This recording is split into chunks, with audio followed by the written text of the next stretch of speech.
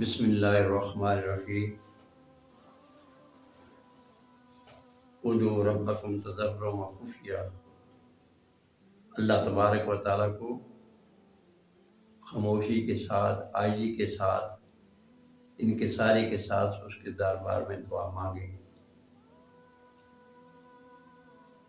اللہ تعالیٰ تمہاری دعا کو قبول فرمائیں گے۔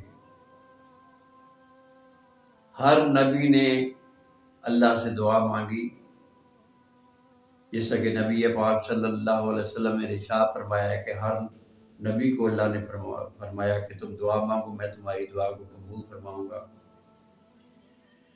سلیمان علیہ السلام تھے تو انہوں نے دعا مانگی۔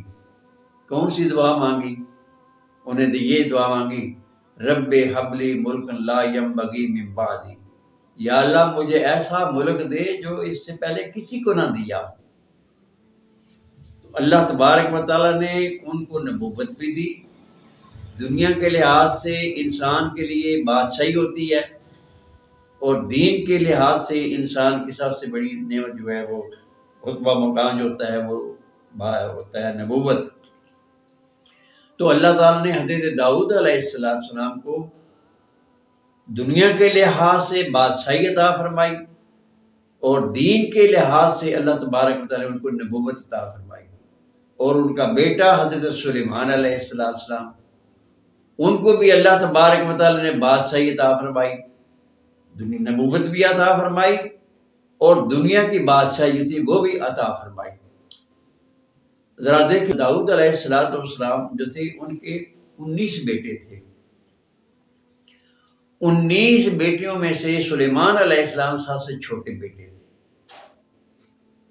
انہوں نے رعایا کو بلا کر اپنی اولاد میں جو تقسیم تھی، مال وغیرہ دنیا کا وہ تقسیم کرنا تھا کہ میں اپنی وراثت میں تقسیم کر دوں۔ لوگوں کے سامنے اپنے بیٹوں کو وہ جو تھی مال وغیرہ تقسیم کر دیا، اور کہا کہ اب میں نے تمہارا حق ادا کر دیا ہے۔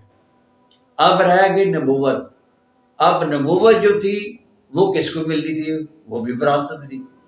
اللہ تبارک و تعالیٰ نے فرمایا کہ میرے پیغمبر، ایک پرچی بھیجی اللہ تعالیٰ نے کہ ان پرچی کے اوپر سوال ہیں، ان کا جواب اگر ان میں سے آپ کے بیٹوں میں سے کوئی دے دے تو پھر اس کو یہ نبوت اس کو دے دینا۔ گویا کہ رعایا کے سامنے سارے سوال کیے گئے، کسی بیٹے نے جواب نہ دیا۔ سلیمان علیہ السلام سب سے چھوٹے تھے، انہوں نے کہا کہ اگر مجھے اجازت ہو ابا جی تو میں آپ کو جواب دوں۔ تو وہ کہنے کہ ٹھیک ہے۔ تو لوگ حیران رہ گئے، یہ چھوٹا سا بچہ ہے، یہ کیسے جواب دے گا؟ سلیمان علیہ السلام تو پرچی نکالی داؤد علیہ السلام نے، تو انہوں نے وہ سوال کر دے کہ حضرت سلیمان علیہ السلام کو جواب دیتے کہ حضرت داؤد علیہ السلام نے اپنے بیٹے سلیمان کو اس تخت پر بٹھا دیا، گویا کہ نبوت بھی ان کو دے دی۔ اس طرح تو انہوں نے بادشاہی دی، گویا کہ باپ اور بیٹا دونوں بادشاہی کے لحاظ سے اللہ رضا دے، نبوت کے لحاظ سے بھی اللہ تعالیٰ نے کرے۔ تو انہوں نے یہ دعا مانگی تھی کہ رب حبلی ملک لا ینبغی من بعدی، کہ ایسی بادشاہی دے مجھے اس طرح۔ تو گویا کہ سلیمان علیہ السلام کو اللہ نے ان کے ہوا بھی تابع کر دی تھی، جن وغیرہ جو تھے باقی بھی ان کے تابع کر دیے۔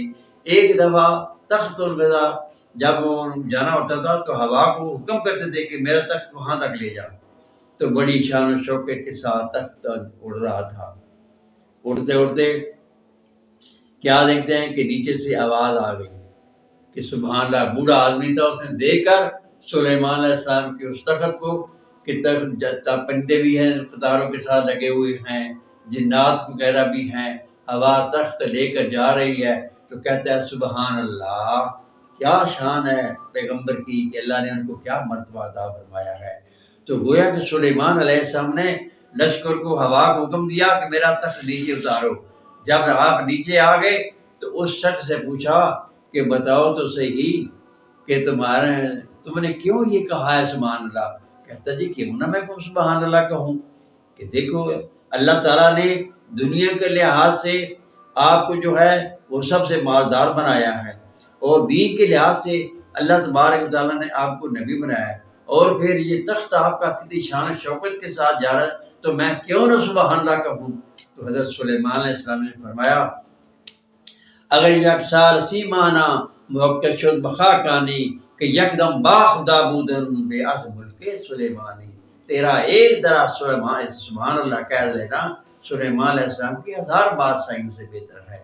تو گویا کہ اللہ کے ہاں انہوں نے بھی بادشاہ ہوتے ہوئے بھی پھر بھی اللہ کے سامنے عاجزی اور ہوتے